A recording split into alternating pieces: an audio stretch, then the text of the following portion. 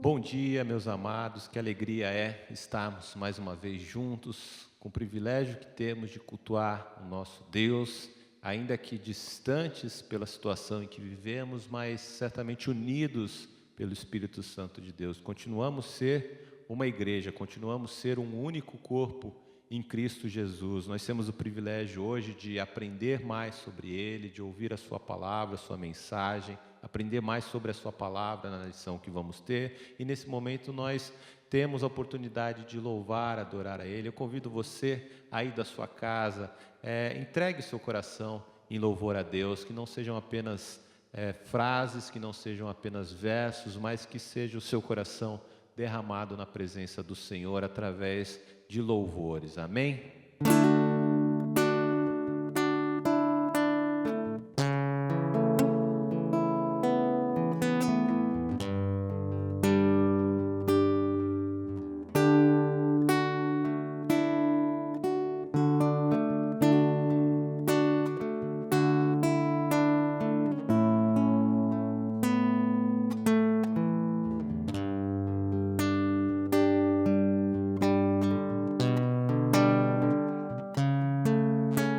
Render a Ti adoração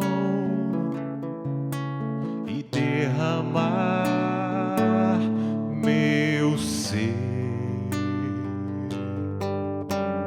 É o que meu coração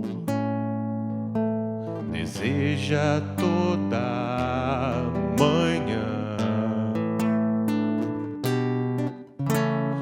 Imaginar é me inspirar pra te dizer: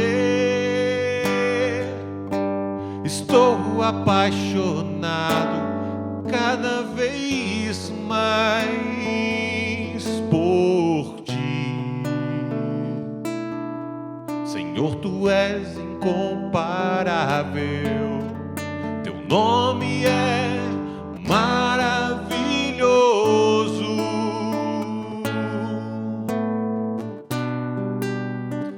Leva-me além, leva-me além,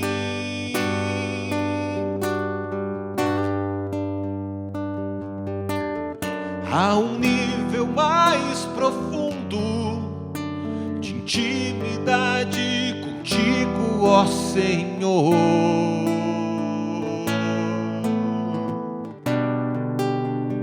Leva-me além,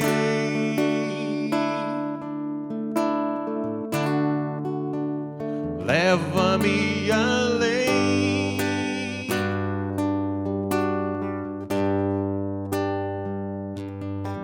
que a minha vida flua mais da Tua unção, mais do Teu poder.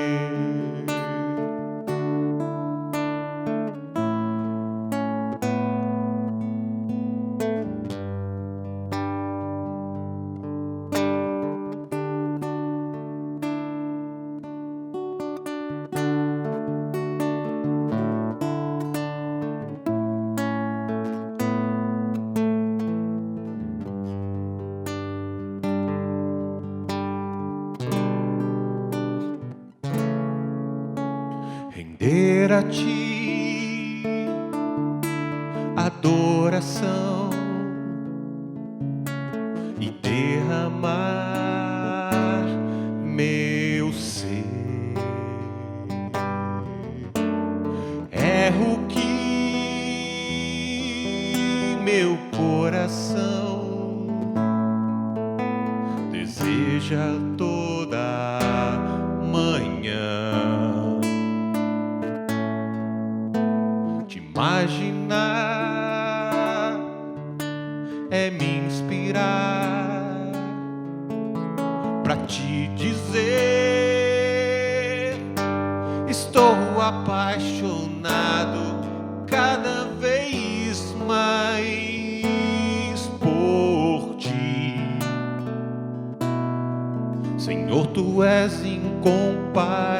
inabalável, teu nome é maravilhoso.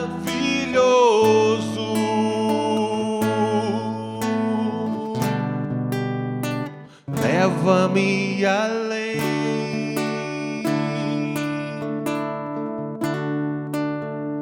leva-me além,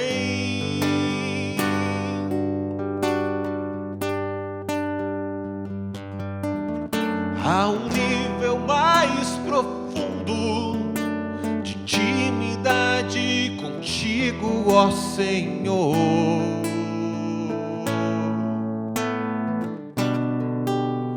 Leva-me além,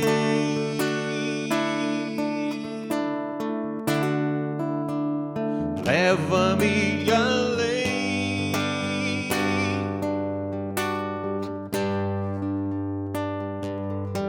que a minha vida flua mais da tua unção, mais do teu poder.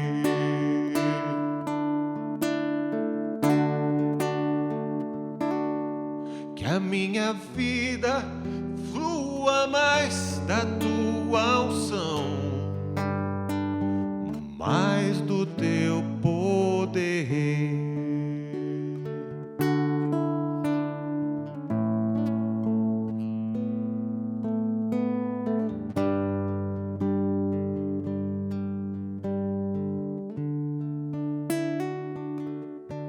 Amém. Que a nossa vida flua na presença do Senhor, que nós estejamos sempre na presença de Deus, porque não existe nada melhor do que viver diante da sua presença, do que ser amigo de Deus.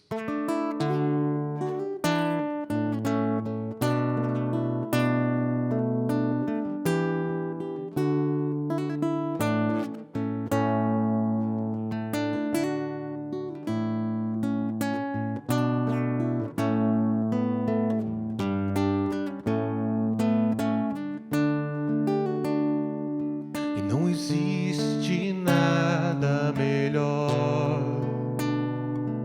do que ser amigo de Deus, caminhar seguro na luz, desfrutar do seu amor e ter a paz no coração, viver sempre em comunhão e assim perceber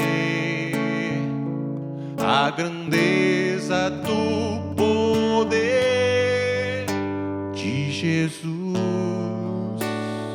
meu bom pastor.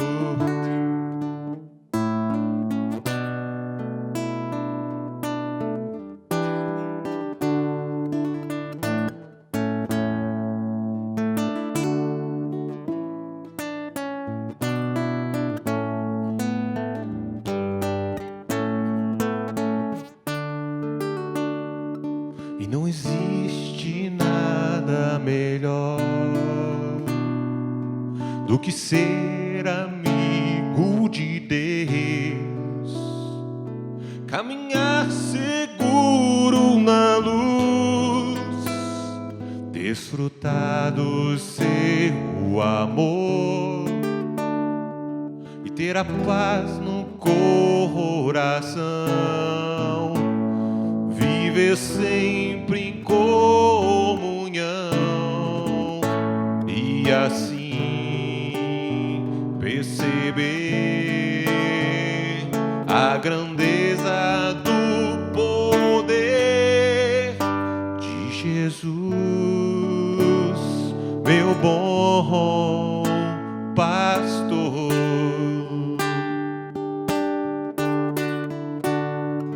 E ter a paz no coração,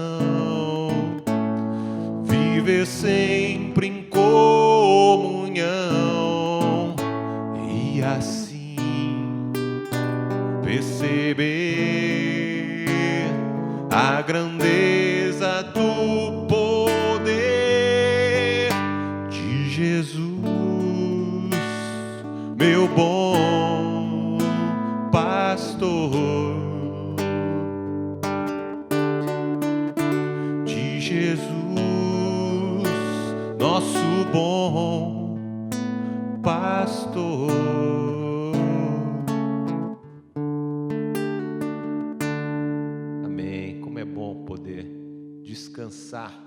nesse Deus que cuida de nós, nesse Deus que está sempre a nos proteger de uma forma completa. Por isso nós descansamos nele.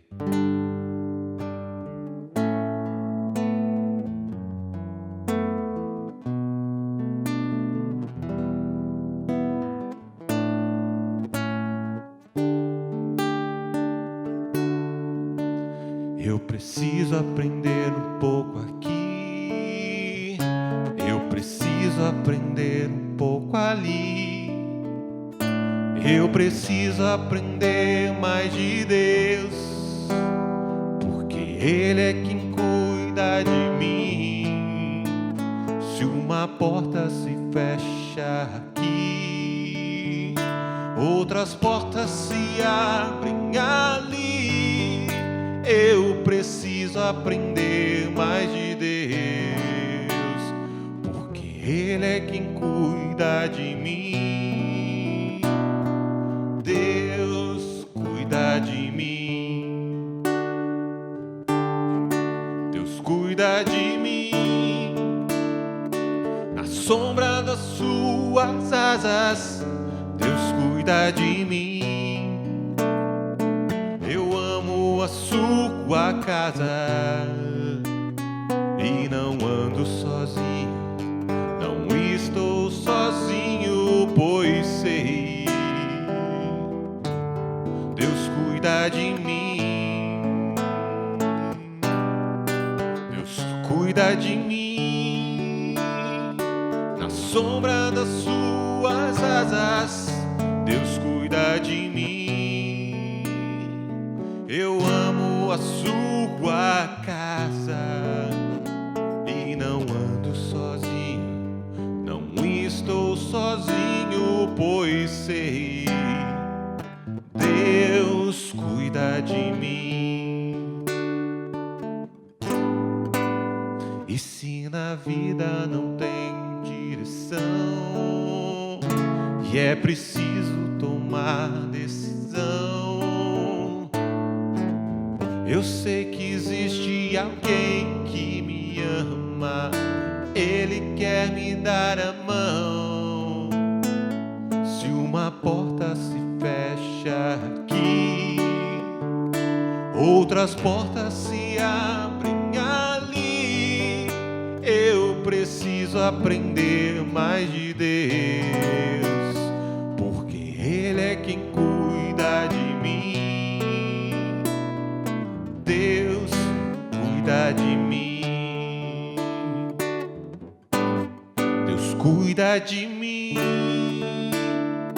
Na sombra das suas asas, Deus cuida de mim.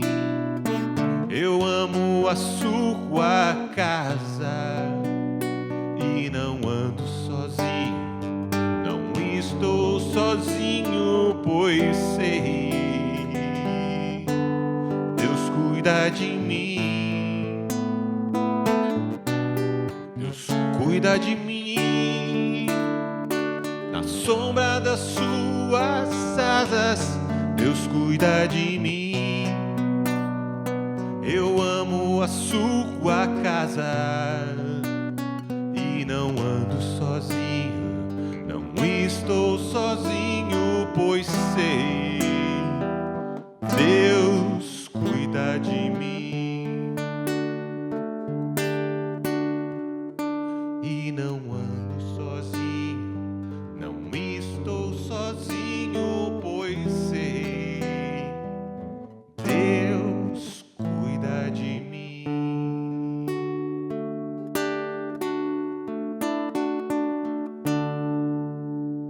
Amém. Confie, Deus cuida de você, Deus cuida de nós em todos os instantes, em todas as situações. Por isso, confie nele. Vamos ficar agora com a palavra. Que Deus abençoe esse domingo. Amém?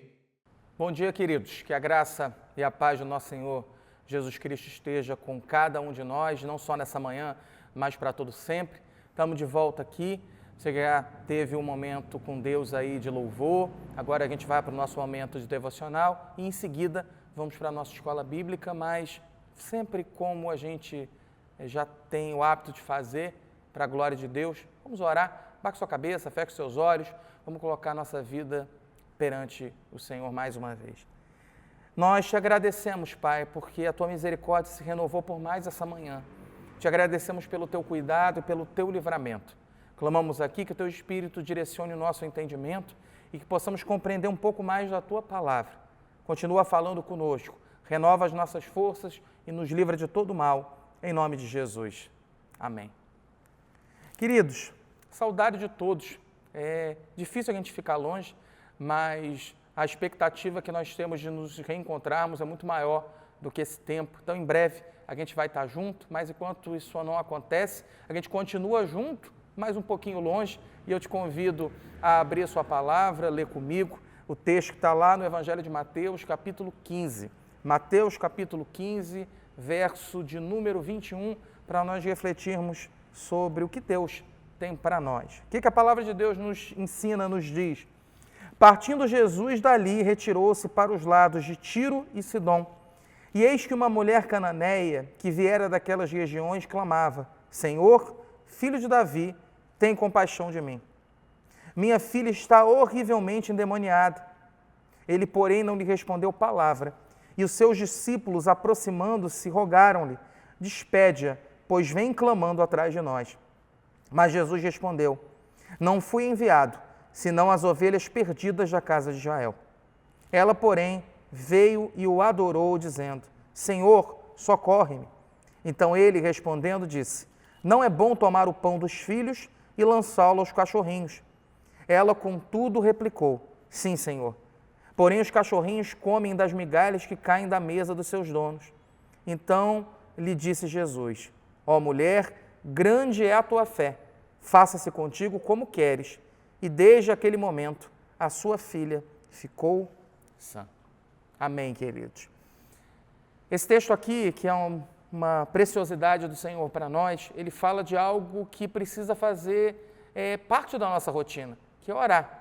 Mas ele ensina também sobre a necessidade da oração.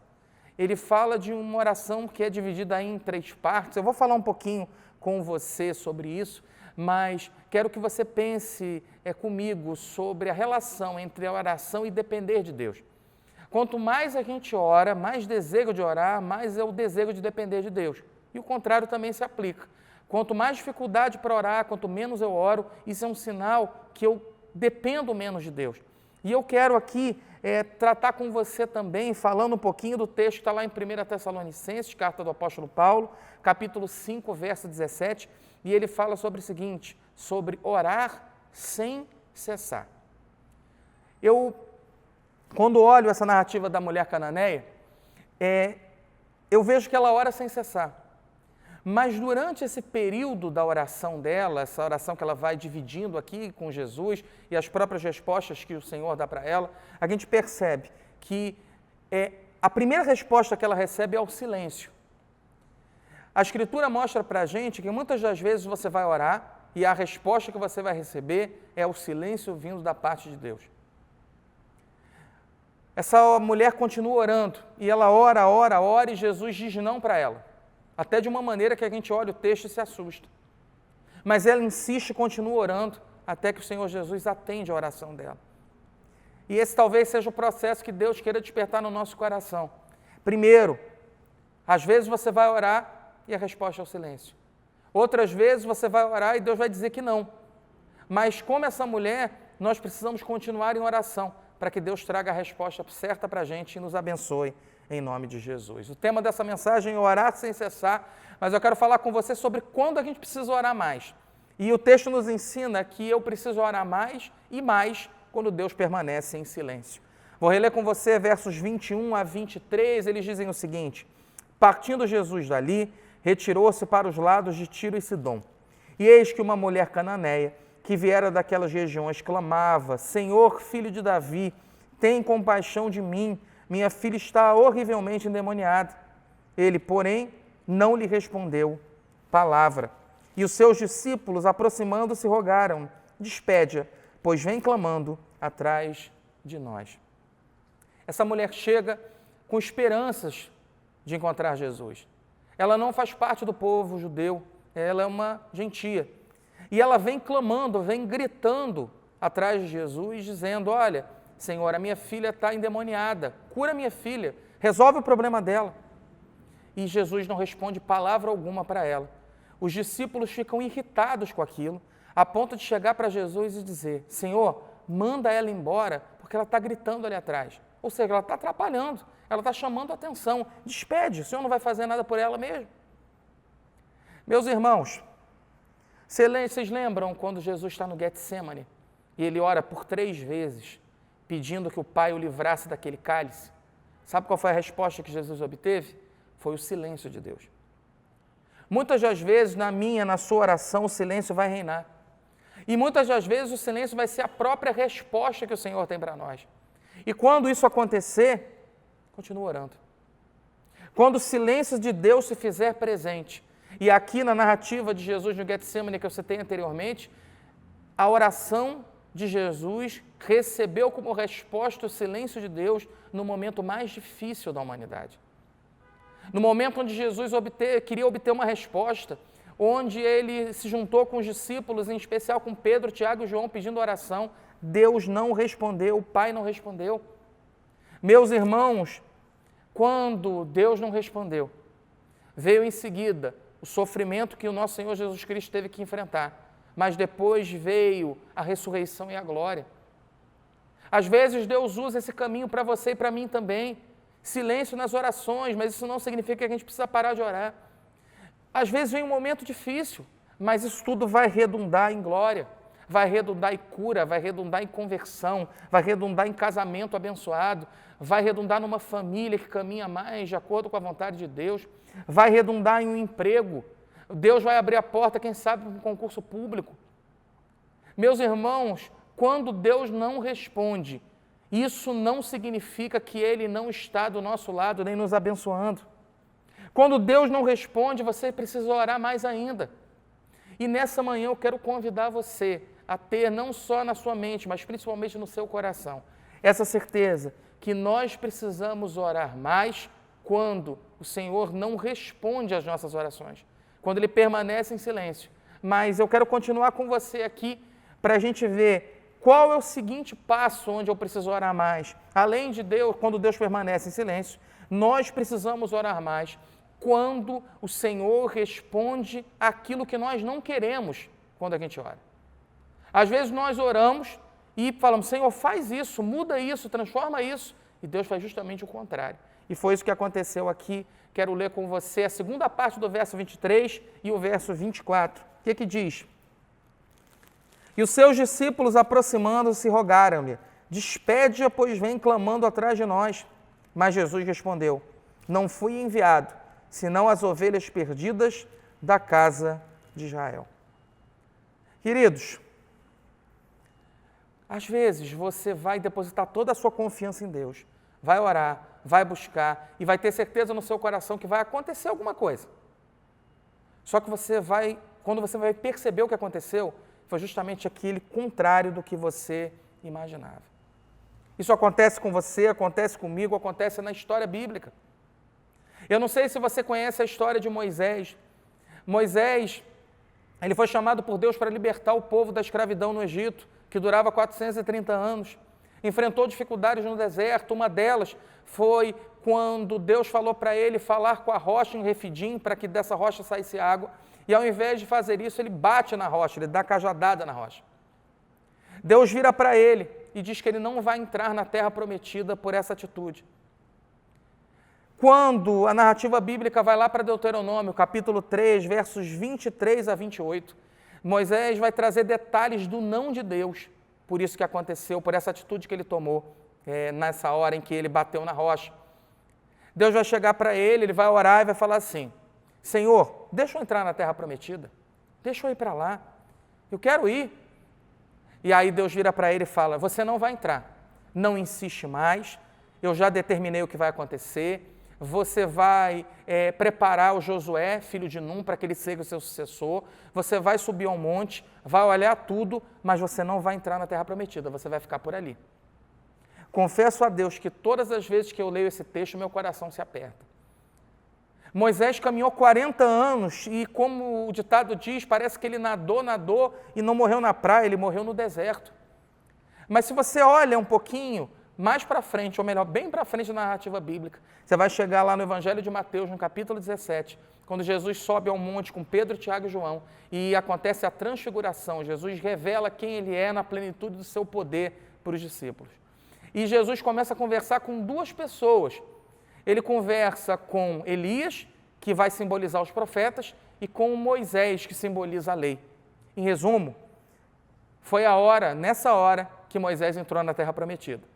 E se você olhar bem aqui, ele entrou muito bem acompanhado, porque ele entrou com o profeta Elias e entrou com Jesus. Ele entrou não na hora que ele imaginava, mas ele entrou no tempo que Deus queria que todas as coisas acontecessem. Porque ele tinha um relacionamento com Deus, ele errou, mas Deus perdoou. Deus tratou, mas não foi na hora que ele imaginou, foi na hora em que Deus quis que fosse e foi muito melhor. Meus irmãos, muitas coisas só vão acontecer na nossa vida quando Deus quiser. E eu quero reforçar para você isso. Quando acontecer, vai ser melhor do que a gente imaginar. Mas enquanto isso não acontece, não pare de orar. Não desista, não entrega o seu coração para o desânimo. Vai adiante e que, através das orações, a alegria do Senhor inunde a sua vida e você consiga as respostas que você tem buscado. O que é que esse texto nos ensina? Que nós precisamos orar quando Deus permanece em silêncio. Que nós devemos orar ainda mais quando Deus responde aquilo que nós não queremos. E, em último lugar, nós precisamos orar mais quando Deus nos abençoa. Quando Deus faz aquilo que a gente está pedindo, a gente tem que orar e orar ainda mais. Quero reler com você o verso de número 28, ele diz o seguinte: então lhe disse Jesus: ó mulher, grande é a tua fé, faça-se contigo como queres.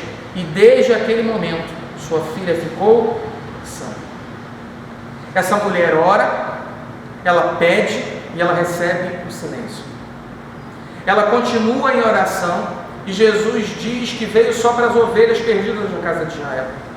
E essa mulher entende o que ele está falando e diz o seguinte: Senhor, eu sei que o Senhor está falando que o pão é para os filhos e não para cachorro.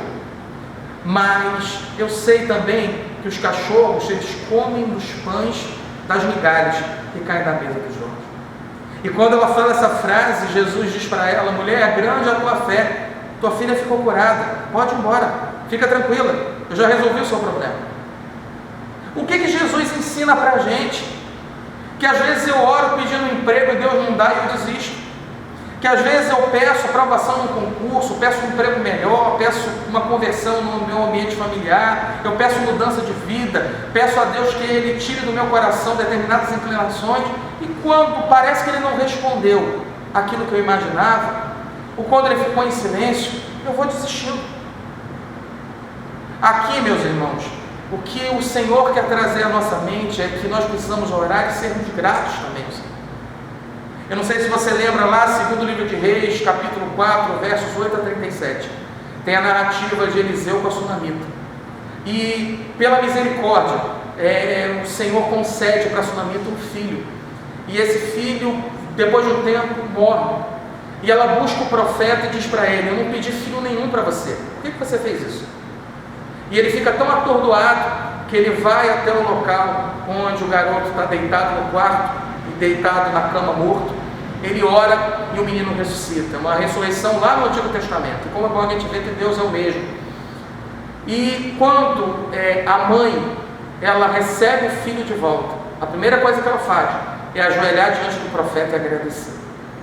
Queria que você refletisse comigo sobre o quanto você e eu temos sido gratos, o quanto a gratidão ao Senhor está presente no nosso coração, ou quando a gente ora e Deus faz, a gente meio que deixa de lado, fala assim: obrigado Deus, agora eu vou viver a minha vida.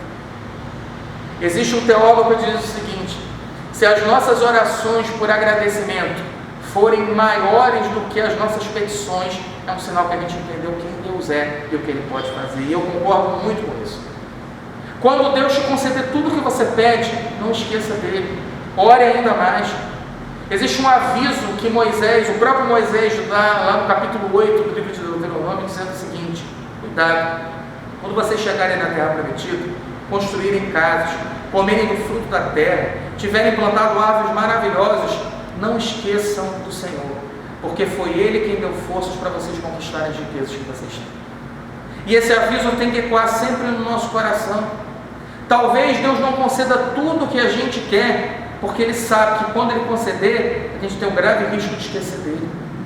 E nessa manhã que o Espírito Santo toca o nosso coração para a gente fazer diferente. Quando Ele der, que a gente ore ainda mais.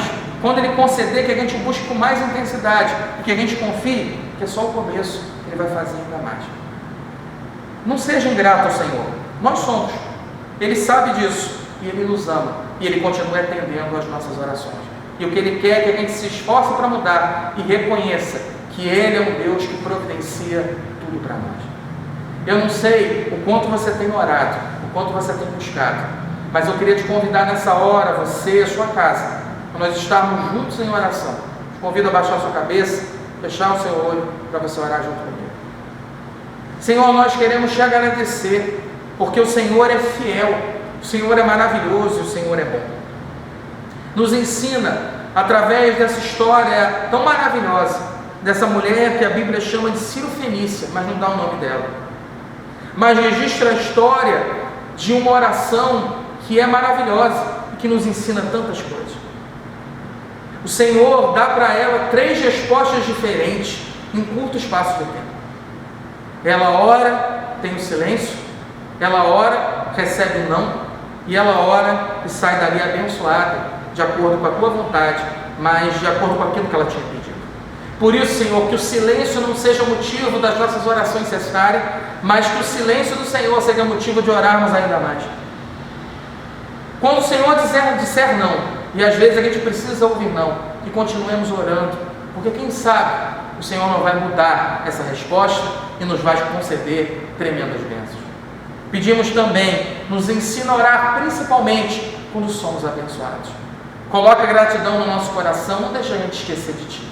Pedimos, Senhor, nessa manhã, renova as nossas forças, traz retidão ao nosso coração. Visita cada família, Senhor, que está assistindo esse momento. Que os corações sejam tocados e transformados e que a Tua alegria continue sendo a nossa força. Que aprendamos que quanto mais orarmos, mais entenderemos quem o Senhor é e mais próximo da Tua vontade estaremos. Em nome de Jesus. Amém. Amém, queridos. Que o Senhor te abençoe a sua família. E nós vamos agora no nosso momento lá na Escola Bíblica Dominical. Fica com Jesus. Amém. Bom dia, queridos. Estamos de volta aqui depois do nosso momento devocional e que o Senhor nos ilumine aqui. A gente vai hoje falar sobre o segundo fruto, que é a alegria. A gente já falou sobre o amor, mas antes de qualquer coisa eu queria te convidar em casa a baixar sua cabeça, fechar os seus olhos para orarmos, pedindo que o Senhor nos ilumine, nos direcione nesse tempo de conhecimento da Palavra de Deus. Vamos orar? Senhor Jesus, nós queremos te agradecer, te louvar por mais essa manhã, pelo teu milagre e pelo teu cuidado. O que a gente te pede é que o teu Espírito continue a nos guiar e que aprendamos, Senhor, sobre esse fruto maravilhoso que é a tua alegria. A alegria é essa que só o Senhor pode nos dar. Abre o nosso entendimento para que venhamos a compreender a Escritura, não de acordo com aquilo que a gente quer, mas de acordo com a tua vontade, em nome de Jesus. Amém. Queridos, vamos lá. A gente vai falar sobre alegria. E antes eu quero fazer um pequeno resumo do que a gente viu anteriormente nas 2 primeiras aulas. O que a gente viu até agora? O que a gente viu até aqui? Primeiro, panorama da carta, e aí eu vou falar aqui com você rapidinho. 6 capítulos de Gálatas tem, 1º e 2º, o apóstolo Paulo ele vai defender a autoridade apostólica que ele tem e introduz o seguinte tema: o Evangelho ele é mediante a fé em Cristo Jesus, tudo isso pela graça. É um Evangelho gracioso, um Evangelho da fé em Cristo Jesus. Nos 2 capítulos seguintes, 3 e 4, o apóstolo Paulo vai dar os exemplos, através das Escrituras, de homens e mulheres que realmente foram atingidos pela graça de Deus. E, em especial, ele vai dedicar atenção à história de Abraão. Tudo que aconteceu na vida de Abraão foi através da promessa e não pelo cumprimento da lei. E Nos outros dois capítulos, capítulos 5 e 6, o apóstolo Paulo vai responder a questão sobre a liberdade. Se eu sou salvo pela graça e Cristo me libera do cumprimento da lei obrigatório para a minha salvação, eu vou fazer o que com essa liberdade? Qual o limitador da liberdade? A limitação da liberdade é o amor. Nessa parte, o apóstolo Paulo vai falar sobre o dever da gente se dedicar a viver pelo Espírito, e aí nós vamos ter o fruto do Espírito, ou se eu quero viver de qualquer jeito, eu vou cultivar na minha vida obras da carne. Então, uma vez que nós conhecemos Jesus, os frutos do Espírito brotarão na nossa vida. Mas a gente precisa fazer esforço também para isso, precisa se dedicar, mas confiando que quem traz esse fruto para nós é Deus, através do seu Espírito. Amém, queridos? Vamos lá. A gente viu esse panorama e depois vimos o primeiro fruto. O primeiro fruto é o amor. Amor nas Escrituras chamado de ágape, um amor desinteressado, um amor que busca fazer a vontade de Deus e não a própria vontade. E a gente viu também como é que se faz para colocar em prática esse amor. Quais são as atitudes que eu preciso ter para que esse amor se manifeste concretamente na minha vida e na vida daqueles que estão do meu lado. E, principalmente, para que todos os frutos surjam, todo fruto apareça, em especial o amor, eu preciso o quê? Depender do Espírito Santo. Prossigo aqui com vocês, vamos ler a referência bíblica que está lá em Gálatas 5, 22 e 23, que diz: mas o fruto do Espírito é o quê? Amor, alegria, paz, longanimidade, benignidade, bondade, fidelidade, mansidão, domínio próprio. Contra essas coisas não há lei. Gálatas 5, versos 22 a 23. Esse é o texto base de todas as aulas que a gente vai ter aqui, tá? Mas vamos embora. Vamos chegar aqui na alegria. Alegria é rara em grego, né? E o que é que significa alegria? O termo que está originalmente lá no grego, o que ele quer dizer? Isso que eu estou colocando aqui para você. Alegria, satisfação, júbilo, gratidão e deleite. Todas essas são possibilidades de tradução para o termo alegria. E com os versículos que eu separei aqui, você vai ver que a alegria aparece escrita de diversas formas, mas ela tem sempre o mesmo sentido. É aquilo que Deus faz na minha vida que gera contentamento. Mas vamos lá. Para Lutero, reformador, a alegria é o oposto da melancolia. Por que eu estou falando isso para você? Porque a alegria ela vai contrastar com a tristeza. Então, se eu tenho alegria, eu estou cada vez mais distante de viver uma vida entristecida. Separei aqui uma frase de Lutero no comentário dele, a Epístola aos Gálatas, quando ele vai falar da alegria, sobre esse fruto. E essa frase é a seguinte: Deus enviou o seu Filho não para nos oprimir com peso e tristeza, mas para alegrar nossas almas nele, em Cristo. O que essa frase significa? A vinda de Cristo não é para que eu viva para cumprir a lei e sinta o peso se eu não conseguir cumpri-la, mas é para que eu tenha alegria que em Cristo essa lei já se cumpriu e por isso nós somos salvos. Amém? Prosseguimos. Como que essa alegria surge na vida daquele que é cristão? Essa alegria ela é consequência de um relacionamento genuíno com Jesus, um relacionamento que é marcado pela intimidade. E essa intimidade com Cristo ela é demonstrada através de 3 atos. Que atos são esses que todo cristão, você, eu, precisamos manifestar na nossa caminhada cristã? Oração, jejum e o quê? Leitura bíblica. Todo aquele que conhece a Jesus e quer ter mais intimidade com Ele, precisa orar, precisa jejuar e precisa ler mais a palavra. Deixa eu dizer para você, cuidado com as invenções. Tá? Existe uma frase na história do cristianismo que é a seguinte, o cristianismo tem mais de 2000 anos. Se depois de 2000 anos eu estou descobrindo coisas novas, é muito provável que esteja errado.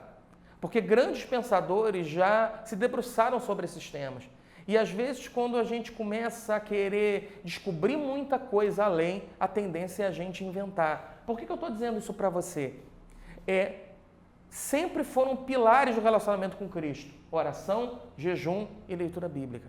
Cuidado quando alguém acrescenta mais alguma coisa para você e vê se isso que foi acrescentado vem ou não da palavra. Vou fazer uma crítica aqui, que você que está acostumado a assistir minhas aulas já viu eu fazendo, mas quero pontuar. Hoje, o que mais tem dentro de uma livraria cristã são o quê? Livros de espiritualidade. Aí eu coloquei o excesso de livros de espiritualidade. O que esses livros fazem? Eu só vou abrir e fechar um parênteses. Livros que tratam da espiritualidade são bons, mas eles em excesso, eles geram uma dependência. O que é isso? O meu relacionamento, ele não é mais aquele que passa pela oração, pelo jejum, pela leitura da palavra, mas pelo relacionamento que o autor tal tem com Deus. E esse é o erro. Tá? E o que acontece? O livro de espiritualidade ele vai querer te mostrar como você ora, ele vai querer mostrar para você, te ensinar como você jejua e vai querer mostrar para você como você lê a Bíblia. Deixa eu dizer para você, a sua leitura bíblica não vai ser igual à minha, o seu jejum não será igual ao meu e a sua oração não será igual à minha, e glória a Deus por isso. Essa uniformização, às vezes, é ruim. Então, cuidado, para que você não tenha uma relação que é mediada por homens com Deus, mas que você tenha uma relação genuína com Ele, marcada pela oração, pelo jejum e pela leitura bíblica. Esses são os caminhos que Deus quer, são os caminhos eficazes para que o Espírito Santo gere todo o fruto em nós, mas em especial a alegria. Sigo aqui com você. Essa alegria, que é descrita tanto no Antigo quanto no Novo Testamento, ela geralmente está associada à salvação, fazendo um contraste entre vida eterna e eternidade. Ou seja, se eu vivo essa vida aqui e tenho momentos de tristeza, todos nós teremos, no fim das contas eu tenho que me alegrar, porque Deus separa na eternidade uma alegria para mim que não tem fim. Amém? Isso reconforta o nosso coração, isso faz com que a gente prossiga, com que a gente tenha paz, tá? Aqui, queridos, nesse texto que eu separei lá de Lucas 10, verso 20, tem elencado um motivo de alegria, que é associado à salvação, que é associado à vida eterna. Eu quero ler com você. Não obstante, alegrai-vos, não porque os espíritos se vos submetem, e sim porque o vosso nome está arrolado nos céus. Jesus está trazendo uma palavra de incentivo, mas também uma advertência para os discípulos. Que advertência é essa? Olha, vocês não precisam ficar felizes porque quando vocês oram pessoas ficam curadas, porque os demônios são expelidos ou porque milagres acontecem. A maior alegria que vocês precisam ter é porque o nome de vocês está escrito no livro da vida. Ele está lá no céu. Vocês são herdeiros da vida eterna. Essa é a verdadeira alegria. E aqui também está embutido um alerta. Talvez nós nos alegremos demais pelos sinais externos da nossa espiritualidade. Sobre a nossa oração, a qualidade dela, como eu sou crente, como eu vivo, como eu deixo de viver. E Jesus vai trazer para a gente aqui um alerta. Olha, cuidado com isso. Não se alegra sobre aquilo que Deus está fazendo na sua vida pura e simplesmente. Se alegre por aquilo que Ele já fez, porque você é cidadão do reino. Seu nome está escrito na eternidade. Amém, queridos? Vamos adiante. Um outro elemento presente na alegria descrita nas Escrituras é a seguinte: é a capacidade de ser alegre independente das circunstâncias. Eu não dependo ou não posso depender de fatores externos para ser alegre. E aqui a gente já começa a enfrentar algumas dificuldades. Por quê? A tendência é que a nossa alegria ela seja condicionada àquilo que é exterior, àquilo que acontece, aquelas circunstâncias que estão ali. Mas o aviso de Deus para a gente é: seja feliz, mesmo que tudo ao seu redor não pareça feliz. O que lá em Lamentações a gente vê através da vida do profeta Jeremias? Quero trazer à memória aquilo que me dá o quê? Esperança. Por quê? Porque o que ele vê não gera esperança. Então ele tem que lembrar de um tempo bom para ter esperança e se alegrar. Às vezes pode acontecer com você e comigo, mas essa alegria, ela vem de Deus, independente das circunstâncias. Quero te fazer uma pergunta. Todo cristão é alegre? Você é alegre o tempo todo? Eu sou alegre o tempo todo? Claro que não. Mas emendo em outra pergunta. Quem vive triste é crente? Deixa eu dizer para você. Existem fatores, questões de saúde, enfim, que podem gerar uma espécie de tristeza e precisam ser tratados. Mas uma vez que eu não tenho nenhum problema de saúde, uma vez que Jesus já fez uma obra na minha vida, já me alcançou, já me salvou, por que a tristeza me marca tanto? Então, se isso tem acontecido com você, coloca diante de Deus, pede para Ele as respostas, coloca diante dele, não diante de um livro de espiritualidade ou simplesmente um conselho de alguém que você ama, mas coloque-se diante da fonte da verdadeira alegria, porque Ele é capaz de alegrar os nossos corações, queridos. Vamos piorar mais um pouquinho aqui. Tiago, irmão de Jesus, lá na carta dele, capítulo 1, verso 2, ele fala de uma das frases mais controvertidas do Novo Testamento, que é a seguinte: meus irmãos, tende por motivo de toda alegria o passardes por várias provações. Essa aí é difícil, né? O que ele está falando? Olha, toda a sua alegria tem que estar depositada na provação, na dificuldade que você enfrenta. Aí você olha e fala assim, mas esse texto aí está na Bíblia? Não está. Tiago, irmão do Senhor Jesus, caminhou com ele aí por muitos anos. Ele conheceu de perto a alegria e o sofrimento. Mas ele entende que todo sofrimento que você passa em nome de Jesus, ele redunda em quê? Em alegria.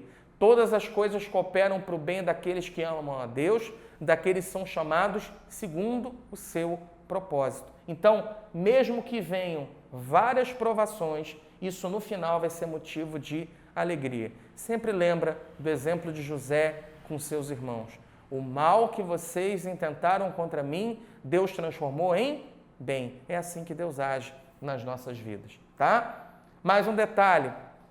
Todo fruto do Espírito depende do quanto estamos enraizados em Cristo. Se as nossas raízes, a gente está falando aqui de fruto, vou remeter a uma árvore. Se nós estamos enraizados em Cristo, a nossa vida vai frutificar progressivamente. Os frutos são progressivos, não acontece tudo de uma vez. Essa alegria vai surgindo, esse amor vai brotando, a paciência ela vai se desenvolvendo a cada dia. Mas creia que o fruto não depende de você e não depende de mim, mas depende de quem? Do meu enraizamento, do meu relacionamento, da minha intimidade com Jesus Cristo e não a fatores externos, tá? Vamos continuar. Vou ver mais alguns textos com vocês. Primeiro, Zacarias, capítulo 9, verso 9, que diz o seguinte: alegra-te muito, ó filha de Sião, exulta, ó filha de Jerusalém. Eis aí vem o teu rei, justo e salvador, humilde, montado em jumento, num jumentinho, cria de jumenta. Quando você olha a narrativa bíblica, e aqui está falando de Jesus, e está anunciando a entrada dele em Jerusalém, que você vai notar isso lá nos evangelhos, vai conhecer através daqui, mas vai anunciar que o rei vem de onde? O rei vem de Sião. Mas o rei chegar é motivo de quê? De alegria. Meus irmãos, a Bíblia sempre diz que a presença de Cristo gera o quê? Alegria. Se Cristo está presente, a alegria está presente também. Se Ele não está, a alegria começa a ficar mais difícil. Tá? Lá, Salmo 1, verso 1, fala também de alegria. Bem-aventurado o homem que não anda no conselho dos ímpios, não se detém no caminho dos pecadores, nem se assenta na roda dos escarnecedores. O que é? Bem-aventurado. Alegre é o homem.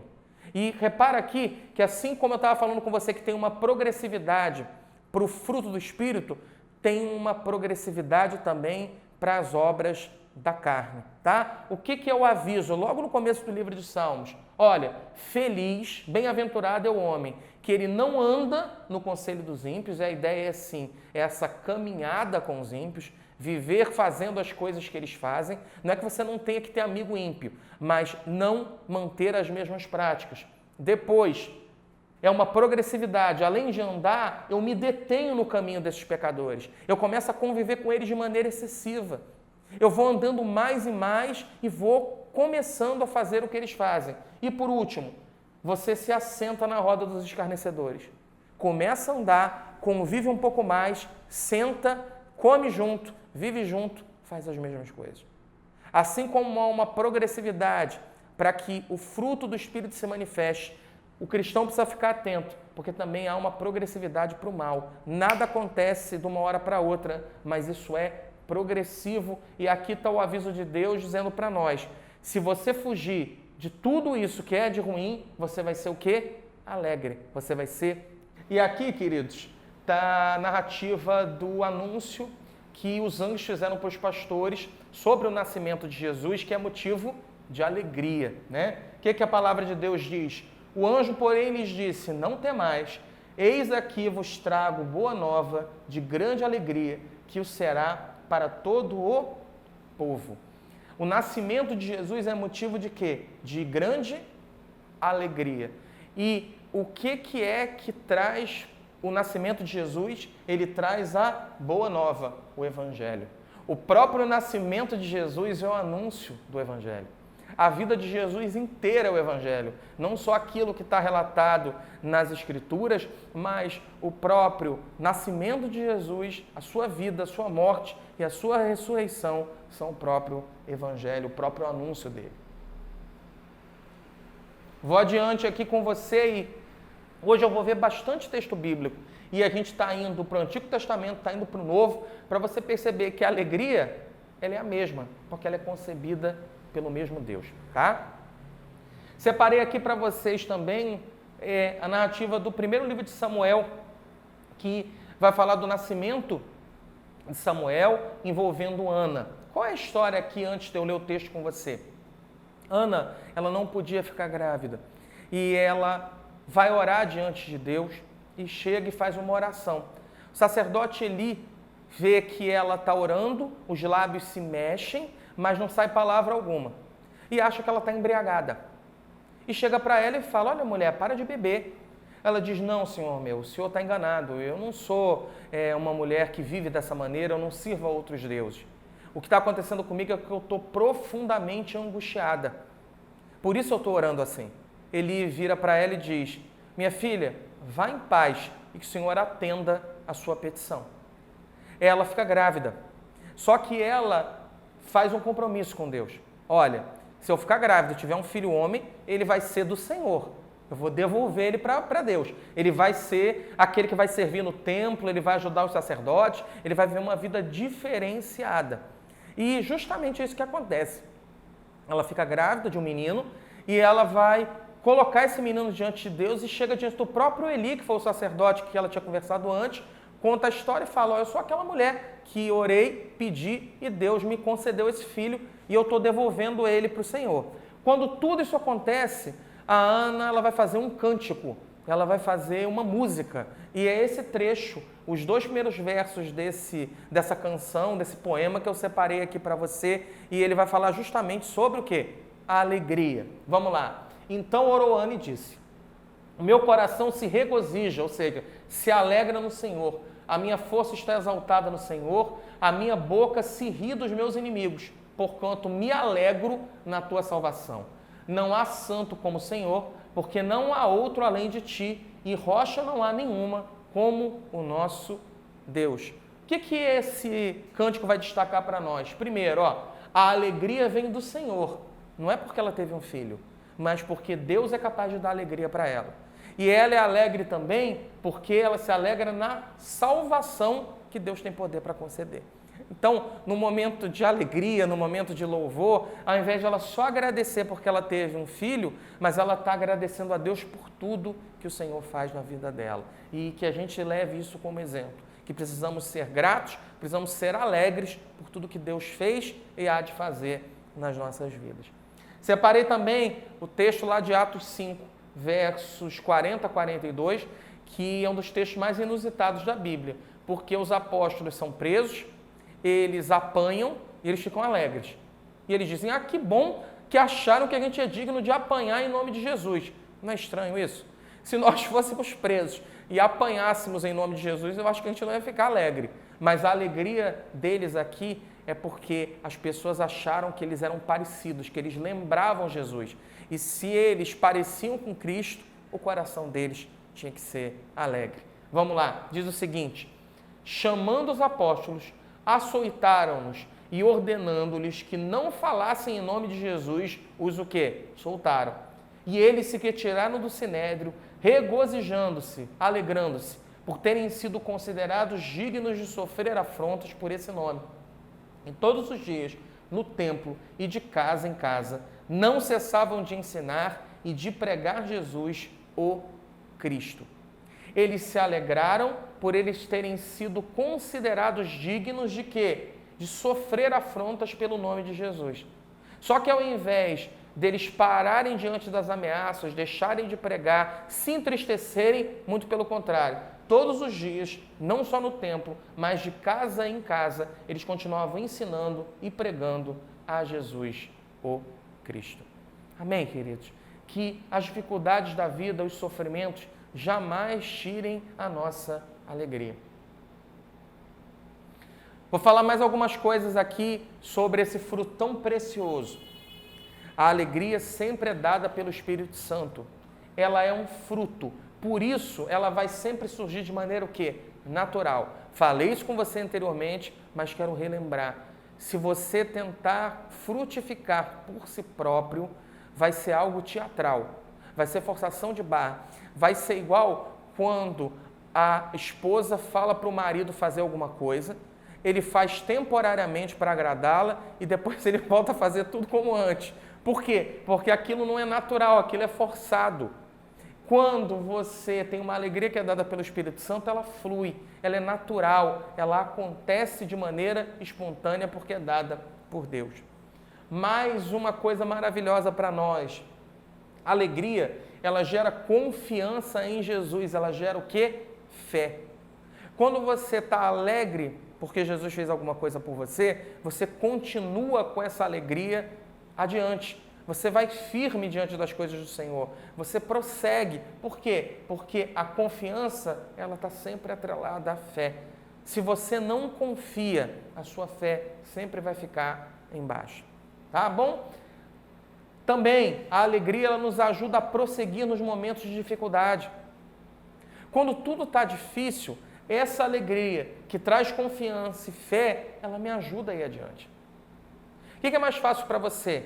Prosseguir quando você está alegre ou seguir fazendo as coisas normais da vida quando você está triste? Então, a alegria, ela ajuda a gente a ir adiante. Deus dá um pouquinho de alegria, ou às vezes muita alegria, para nos impulsionar para novas coisas. Um outro elemento também muito importante da alegria é o seguinte, é porque ela testemunha a ação sobrenatural de Deus na vida dos cristãos. Quando algo maravilhoso acontece, e isso gera alegria na vida daqueles que estão envolvidos, quem está de fora fala, peraí, algo aconteceu de diferente, isso não foi normal. Eles estão alegres. Que alegria é essa? O que Deus fez? Eu quero esse Deus também. Eu quero participar dessa alegria. Então, quando nós somos alegres em Cristo, isso testemunha que Deus agiu sobrenaturalmente nas nossas vidas. Você conhece alguém que não tem motivo nenhum para ser alegre e continua sendo alegre? Eu conheço alguns. E isso é ação de Deus. Mas não é que essa pessoa não tenha motivo para ser alegre. Ela tem um motivo que eu e você temos também. Ela confia em Deus e em tudo que Jesus fez por ela. Amém, meus irmãos. Quero destacar aqui um outro texto, lá de Isaías, capítulo 61, verso 10, que fala muito ao meu coração sobre a alegria. O que esse texto nos diz? Regozijar-me-ei muito no Senhor. A minha alma se alegra no meu Deus, porque me cobriu de vestes de salvação e me envolveu com um manto de justiça, como noiva que se adorna de turbante, como noiva que se enfeita com as suas joias. Isaías, ele vai dizer que a alegria dele está em Deus. Até aí, tudo bem. Mas ele vai falar que a alma dele se alegra em Deus. Porque Deus o vestiu de vestes o quê? De salvação. A alegria de Isaías é pela salvação. E também porque através da salvação Deus o torna o quê? Justo. Nós somos justos diante de Deus porque Ele nos salva e pela justiça que o Filho dele transfere para nós. Nós somos justos pela vontade de Deus e não por aquilo que realmente a gente é. E a alegria é tão grande por tudo isso que Isaías vai comparar o quê? A um casamento. Ele vai falar, ó, a minha alegria pelo que Deus fez em mim, pela salvação, por tudo, ela é tão grande que eu sou como um noivo que se prepara para casar ou como uma noiva que se enfeita toda para o casamento. É uma festa. Caminhar com Deus para mim é viver uma festa sem fim. Eu sei que talvez você não viva a expressão da alegria dessa forma, mas creia que Deus é capaz de trazer alegria aos nossos corações. Vou passar aqui, queridos, para uma aplicação do texto bíblico, tá? E eu queria que você prestasse atenção comigo, porque eu vou fazer uma série de perguntas para você, mas eu não quero deixar a sua cabeça confusa. Eu quero que você pare para pensar sobre esse que talvez seja o fruto mais confuso no nosso coração. E através dessas perguntas, longe de eu querer gerar uma plena confusão em você, eu quero que você pense sobre o que fundamenta a sua alegria. Vamos lá? Primeira pergunta, você é uma pessoa alegre? Se você é alegre, glórias a Deus por isso. Se você não é alegre, o que está faltando? Você já parou para pensar nisso? Esquece o coronavírus, esquece o que a gente está vivendo, tá? Se tudo tivesse como antes, o que estaria faltando para você ser alegre? Você consegue colocar isso diante de Deus? Mais ainda, você consegue se alegrar nas pequenas coisas? Ou sua alegria está sempre naquela coisa grandiosa que vai chegar e que nunca chega? Uma expectativa tremenda, que talvez quando você alcance, você vai perceber que não foi tão alegre assim. Te pergunto também, você é agente de alegria na vida das pessoas à sua volta? Eu escrevi isso, mas não escrevi. Ou você é agente de tristeza? Quem está do seu lado percebe a sua ação trazendo alegria? Ou quando você está perto de alguém, no fundo, você está comunicando mais tristeza do que a alegria que o Senhor pode dar? Se a sua alegria está contagiando as pessoas à sua volta, creia que é isso que Deus quer de você. Se o que você tem vivido e é meio triste, tem contagiado, tem contaminado quem está ao seu redor, tem algo errado. Mas eu queria te dizer, Deus pode resolver esse problema. Busca Deus, coloca essas coisas todas diante dele e ele é capaz de tratar os nossos corações. Prossigo aqui. Sua alegria, ela está sempre associada a fatores externos? É o que vem de fora que me alegra? Se tiver alguma mudança para melhor, é isso que me traz alegria? Ou mesmo que as coisas piorem, eu vou continuar alegre? E é isso que Deus nos convida, porque você não sabe o dia de amanhã, nem eu. Se a minha alegria ela é circunstancial, ela pode passar, mas a alegria que Deus dá, ela é sem fim, ela nunca vai passar. Preste atenção no que eu vou te perguntar agora. O quanto a certeza de pertencer a Cristo e ser herdeiro da vida eterna trazem alegria ao seu coração. Você pertencer a Cristo, você ser herdeiro da vida eterna, isso te deixa alegre? Ou isso pouco faz diferença? Meus irmãos, segundo as Escrituras, esse é o nosso real motivo de alegria. É isso que tem que fazer a gente acordar toda manhã, porque em breve todos nós encontraremos com Jesus e a nossa alegria não terá fim. Sempre lembro de uma frase do Spurgeon, famoso pregador, que diz o seguinte: 1 segundo na presença de Cristo suplantará todos os momentos de alegria juntos que eu tive aqui nesse mundo. Um momento na presença de Jesus é maior alegria do que a gente já sentiu até hoje. Por isso, a gente precisa se alegrar nesse dia, no dia que nós vamos encontrar com Ele, mas enquanto isso não acontece, no que Ele está fazendo e no que Ele fará em próprio nome. Sigo aqui e pergunto para você, falei que era um monte de pergunta. Onde você tem buscado alegria? No que você tem buscado alegria? E é possível encontrá-la onde e da forma como você está buscando? Onde você está buscando alegria? E da maneira que você está buscando, do jeito que você está buscando, você vai encontrar? Ou você já sabe que ali a alegria não vai acontecer e você continua procurando? Se eu tenho procurado alegria onde essa alegria não existe, eu preciso parar, voltar e ir para Deus. Porque muitas das vezes eu arrumo um pretexto para me alegrar em coisas que no fim só vão causar um vazio maior. Só vão identificar que tem algo maior ainda que está faltando. E isso que está faltando é Deus. E é isso que a gente precisa estar atento a cada instante. Te pergunto também, o seu relacionamento com Jesus, ele é baseado na alegria ou no medo? Você anda com Jesus alegre pelo que ele faz, ou você anda com ele que você tem medo de ir para o inferno? Nós andamos com Jesus porque ele é bom, porque é agradável estar com ele, ou eu ando com Jesus porque eu tenho medo que algo me falte? Todo relacionamento que é marcado pelo medo é um relacionamento que não prospera. É um relacionamento que, no fundo, vai ser negativo. Eu caminho com Deus com medo que Ele não me abençoe. Deixa eu dizer para você, ande com Deus alegre porque Ele já te abençoou. E é só o começo, Ele vai te abençoar ainda mais. Que a alegria do Senhor seja a sua força. Não tenha medo. Ter medo de Deus é algo desnecessário. Se Ele te salvou, tudo aquilo que poderia nos assustar já foi derramado sobre Jesus naquela cruz. Por isso, vá para Deus em amor. É um Deus que te ama, que te acolhe e que gera alegria em nós. Te pergunto também, o que tem roubado a sua alegria? Mais ainda, é fácil tirar a sua alegria? Tem muita gente que consegue tirar a tua paz e tira a tua paz rápido, tira a tua alegria, leva tudo embora.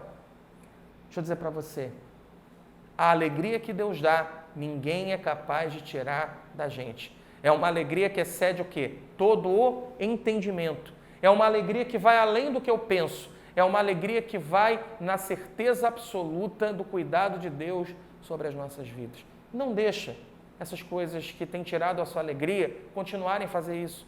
Vai adiante, prossegue, caminha na direção feliz que Deus separou para você. Amém? Você crê nisso? Para a gente encerrar, eu queria falar com você sobre o personagem bíblico que, para mim, define com maior clareza a alegria. Sobre o amor, eu não podia fugir, é Jesus. Mas sobre a alegria, eu queria falar com você sobre o rei Davi. O rei Davi, você vai encontrar a história dele lá no primeiro livro de Samuel. Se você tiver a oportunidade de ler, a gente já falou de Samuel aqui há pouco tempo atrás, leia. Tudo o que aconteceu na vida de Davi, as histórias, as lutas, as coisas boas e os erros dele estão descritos ali. O que é que tem de alegre na vida do Davi? Ele é alegre porque ele é um compositor? Ele é alegre porque ele toca harpa? Ele é alegre porque ele é um salmista? Não. Davi, ele demonstra alegria pelo seguinte, porque ele tem uma vida de adoração, uma vida de alegria, mesmo nos momentos mais difíceis. Pega o livro de Salmos e quando você encontrar um salmo de Davi, faz esse exercício que eu estou propondo para você agora. Os melhores salmos de Davi são os salmos quando ele fez besteira e se arrependeu. Os melhores salmos de Davi são quando ele começa triste e termina alegre. Porque ele errou, percebeu a mão de Deus e Deus consertou. Quando Deus está do nosso lado, mesmo que a alegria vá diminuindo um pouquinho, Deus vai injetar essa alegria em nós. E por isso, homens como Davi e tantos outros, ao longo da história da igreja, mostram para a gente que a alegria que Deus dá, ninguém quer. Ninguém pode tirar, ninguém pode roubar, ninguém pode fazer diferente daquilo que Deus já programou para as nossas vidas. Você crê nisso? Amém? Você quer ser uma pessoa mais alegre? Quer aprender a depender mais de Deus? Quer que o amor, que a alegria inundem as suas vidas nessa manhã? Eu quero convidar você a orar comigo e peço para você, chama alguém aí da sua família para orar junto, para colocar tudo isso diante de Deus, e a minha oração vai ser para que você e eu sejamos mais alegres em Cristo Jesus. Vamos orar? Senhor, nós estamos aqui para te agradecer, porque se somos alegres é através do teu poder. Mas pedimos também que a tua alegria nunca venha nos faltar, muito pelo contrário, que ela seja a nossa força hoje e para todo sempre. Peço, Senhor, visita cada família, visita cada casa, toca cada coração. Se tem hoje, Senhor Jesus, um domínio da tristeza, nós oramos na certeza que o Senhor é capaz de trazer alegria. Vai quebrando, Senhor Jesus, barreiras, vai mudando corações, vai transformando histórias, a começar pela nossa. E que nós não nos conformemos com a tristeza, Porque se a tua palavra diz que a alegria ela é um fruto, com certeza nós vamos frutificar diante da alegria que o Senhor há de colocar nos nossos corações, Pai. Peço, Senhor Jesus, visita cada coração, visita cada casa. Nessa hora nos ajuda, Senhor, a orar, a ler a palavra, a te buscar. Acampa com os teus anjos ao redor das nossas vidas. Livra-nos do mal e nos ensina que quanto mais caminharmos contigo, os teus dons vão ser visíveis em nós mesmos e principalmente aqueles que estarão à nossa volta. Nos ensina, Senhor Jesus, a amar, mas nos ensina também a sermos alegres, não pelas circunstâncias, mas pelo Teu poder, em nome de Jesus. Amém. Queridos, obrigado por vocês estarem aí assistindo às aulas. Peço para você que se inscreva aí no canal para você continuar assistindo a gente, marca aí as notificações para você receber quando tiverem vídeos novos.